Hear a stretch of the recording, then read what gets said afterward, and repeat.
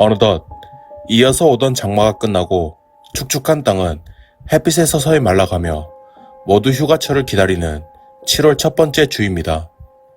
이번 이야기는 이 휴가철에 바다에 놀러갔다 무서운 경험을 한 이야기라고 합니다. 그럼 이야기를 시작하겠습니다. 안녕하세요. 저는 인천에 사는 이제 곧 30대를 바라보는 20대 후반 자영업자입니다.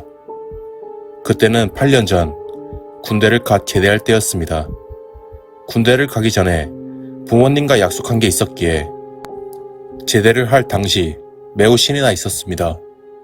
그건 바로 원하는 부대에 들어가면 제대를 하자마자 원하는 차를 사주신다는 약속이었는데요.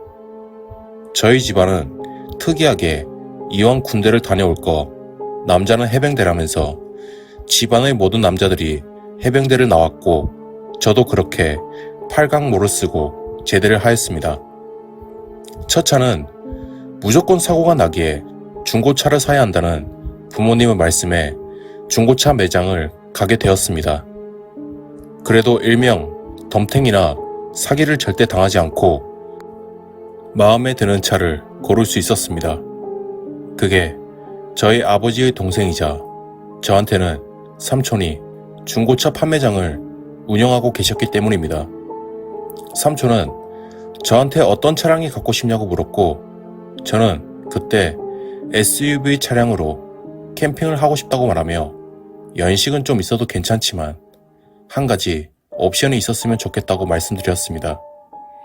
그건 바로 차 밖에 필요한 루프탑 텐트였습니다. 루프탑 텐트는 그야말로 SUV 차량 위에 설치한 텐트인데요. 하드 케이스 안에 있는 텐트를 펼치기만 하면 자동으로 완성이 되기에 정말 편리하기도 하고 장소에 상관없이 잠을 잘 수 있는 장점도 있기에 군 복무를 할 때부터 꿈꿔왔던 로망이었습니다.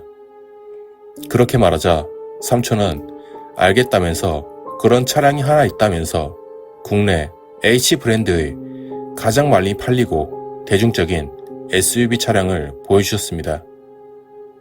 저는 그날 당장 그 차를 구매하였고 저와 가장 친한 친구인 철수에게 전화해서 놀러 가자고 하였습니다. 1시간 후 저희 둘은 만나서 어디를 놀러 가면 좋겠냐는 말이 나왔고 한참의 대화를 나누다 그래도 여름이기도 하고 휴가철의 주말이기에 바닷가에 놀러 가자 하였습니다. 제가 사는 인천에도 바닷가가 있긴 했지만 왠지 차를 새로 구입하면 여기저기 끌고 다니고 싶은 욕구가 강했기도 하고 경포대가 젊은 사람들에게 인기가 많아서 헌팅도 잘 된다고 하였기에 망설임 없이 2시간 반 정도를 운전하여 경포대 해수욕장에 도착했습니다. 경포대 해수욕장에 도착해서 어디에 사람이 많이 모여있나 싶어 해수욕장 주변을 차로 한 바퀴 도는데 정말 강릉이 휴가철의 도시인가 보다 라고 생각이 됐던 게 바닷가 주변에 밀집된 상권만 개발이 되어 있었고 술집이며 식당도 바닷가 라인으로만 줄지어서 운영되고 있었습니다. 해가 조금씩 지려고 하자 사람들은 하나 둘 캠핑 용구와 돗자리를 하늘 호텔이라는 곳 앞에 펼치며 자리를 잡기 시작했고 저는 그 주변에는 차가 빽빽하여 거리는 있지만 바닷가의 한적한 곳에 차를 주차했습니다. 정말 특이한 게 그 주변에는 이상할 정도로 주차된 차량이 별로 없었는데 철수가 이런 말을 했습니다. 여기 오는 사람들 대부분 서울이나 수도권에 사는 사람들이 많아서 대부분 바닷가 앞에 있는 호텔이나 모텔, 숙박업소 등을 예약하고 와서 바닷가에 차를 대는 사람들이 별로 없대. 아 맞다. 야, 우리 지금이라도 빨리 숙소 잡아야 되는 거 아니야? 괜찮아. 텐트 들고 왔어.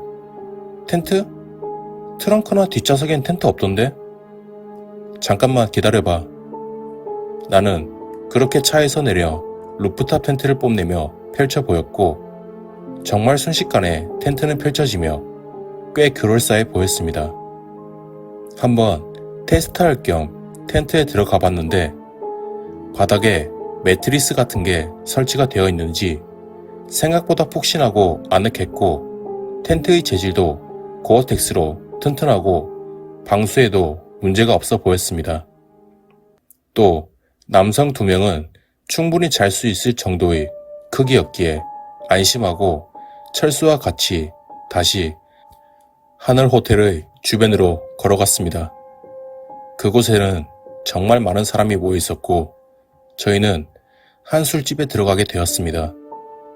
술집은 바닷가가 보이는 테라스의 오픈된 곳이었는데 가격은 일반적인 술집보다 비싸긴 했지만 관광단지라 그런가 보다 생각했고 그렇게 술을 마시다 헌팅을 해보려 시도하긴 했지만 해병대의 돌격머리 때문인지 아니면 군인 티가 나는지 생각보다 잘 되지 않았습니다. 그렇게 술을 먹고 철수와 차로 다시 가기 위해 모래사장을 걷고 있는데 한 여성이 이쪽으로 다가오며 마음에 든다며 연락처를 물어보았습니다. 그 여성은 친구랑 2명이서 놀러 왔는데 핸드폰을 모르고 숙소에 두고 왔다며 바지 주머니에서 흰 메모지를 꺼내더니 자신의 번호를 적어서 건네주었습니다. 저는 지금은 술이 많이 취해서 아침에 다시 연락을 드리겠다고 말했고 다시 차로 향했습니다. 철수는 그 여자의 모습이 희한했는지 아니면 술에 많이 취했는지 당장 그 종이를 버리라고 말했지만 그래도 이런 게 휴가의 재미라고 생각했기에 주머니에 넣고 차에 도착했습니다. 다행히도 주차된 저희 차는 금방 찾을 수 있었습니다. 아무래도 새벽이어서 그런지 저희 차량 빼고는 아무런 차량이 보이질 않았기 때문입니다. 우리는 곧장 차 위에 펼쳐진 루프탑 텐트에 들어가서 잠을 청했습니다. 그런데 잠을 자는데 계속해서 뭔가가 옆에서 부스럭부스럭거리는 소리가 들리며 텐트를 긁는 소리가 들렸고 실 눈을 뜨고 쳐다보자 사람의 형태 같은 것이 텐트의 입구로 된 지퍼를 찾지 못하는지 계속해서 텐트를 만지작거렸고 저는 잠에서 덜 깨서 괜찮냐고 물어보았습니다. 그 무렵에 그 사람은 괜찮다면서 바닷가에 수영하러 가자 라는 말을 계속해서 해댔고 아무리 해병대를 나왔다지만 이렇게 술에 취해서 바다 수영을 하러 들어간다는 것은 자살 행위나 다름없었기에 그만하고 들어와서 자라고 했지만 계속해서 텐트를 만지작거리면서 수영을 하러 가자는 말만 계속 해대었습니다. 저는 그 소리가 듣기 싫어 이불로 귀를 막고 다시 잠에 들었고 한참 있다 주변이 조용해진 것을 느낄 수 있었습니다. 그렇게 아침이 되었고 철수는 차 안에서 잠을 자고 있었습니다.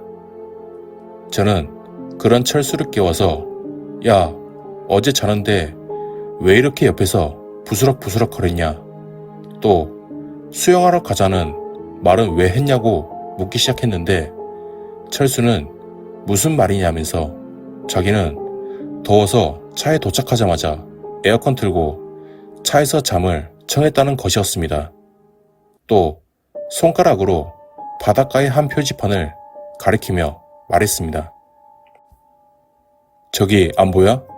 여기 수영하면 안 되는 위험 장소라잖아. 그래서 사람들도 여기 없었던 거고. 그러면서 그 연락처가 적힌 종이는 버렸냐고 다시 물어보는 것이었습니다. 그제서야 그 기억이 다시 떠올랐고 그 종이에 적힌 전화번호에 전화를 해보았으나 없는 번호라는 말만 핸드폰의 통화에 들렸습니다. 그래서 아쉬움에 그 사람도 휴가 온 것 같은데 친구랑 2명이서 놀러 왔다고 그래서 오늘 만나서 놀까 했는데 아쉽다 라고 말하자 철수가 옆에서 경직된 목소리로 말했습니다. 그 연락처 준 사람 옆에 여자가 한 명 더 있었어. 너무 얼굴이 창백해 보여서 물놀이를 심하게 해서 그런가 생각했는데 계속해서 생각해보니 사람이 아닌 것 같은 느낌이 들었어. 그래서 종이를 버리라고 말한 거야. 라고 말했습니다. 저는 그 말에 뭔가 섬뜩한 기분이 들었습니다. 이 번호, 혹시 죽은 사람의 번호가 아닐까 라는 생각과 그 밤에 계속해서 텐트를 밖에서 만지작거리며 수영을 하러 가자고 했던 그 정체는 과연 무엇이었을까 라는 생각이 들었던 이야기입니다. 그럼 이야기를 마치겠습니다.